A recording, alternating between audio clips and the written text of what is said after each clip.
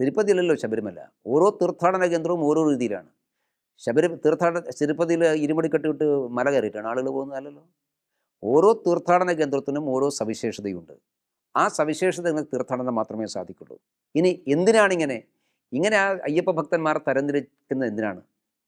ശബരിമല വികസനത്തിന് വേണ്ടിയാണ്. ശബരിമല വികസനത്തിനാണെങ്കിൽ ശബരിമല വികസനത്തിന് വേണ്ടി കേന്ദ്ര സർക്കാർ അനുവദിച്ച പണമുണ്ടല്ലോ. ആ പണം എന്തുകൊണ്ടാണ് ചെലവഴിക്കാത്തത്? ഞങ്ങൾ കഴിഞ്ഞ പ്രാവശ്യവും ഈ വിവാദം വന്ന സമയത്ത് ദേവസ്വം ബോർഡിനോടും സംസ്ഥാന സർക്കാരിനോടും ചോദിച്ച ചോദ്യമുണ്ട്. കേന്ദ്ര ഗവൺമെൻറ്, സംസ്ഥാന സർക്കാരിൻ്റെ കാര്യം വിടട്ടെ, കേന്ദ്ര ഗവൺമെൻറ് 2016 ശേഷം ശബരിമല വികസനത്തിന് വേണ്ടി അനുവദിക്കപ്പെട്ട പണത്തിൽ എത്ര പണം ഇവർ ചെലവഴിച്ചു? ഓരോ വർഷവും പണം ലാപ്സായി പോവുകയാണ്. ആ പണം ചെലവഴിച്ചാൽ മാത്രം ശബരിമല വികസനം സാധ്യമാകും. അത് ഇവർ ചെലവഴിക്കുന്നില്ലല്ലോ. അപ്പോൾ സർക്കാർ കൊടുക്കുന്ന പണം അതുപോലും ചെലവഴിക്കാൻ സാധിക്കാത്ത ഇവരാണോ സ്വകാര്യ വ്യക്തികളിൽ നിന്ന് പണം വാങ്ങി ശബരിമല വികസിപ്പിക്കാൻ വേണ്ടി പോകുന്നത്? ഇനി സ്വകാര്യ വ്യക്തികൾക്ക് ഇവർ ശബരിമല പകുത്തു കൊടുക്കുമോ? എന്താണ് ഗവൺമെൻറ് മോട്ടീവ്? അതാണല്ലോ ഹൈക്കോടതി ചോദിച്ചത്.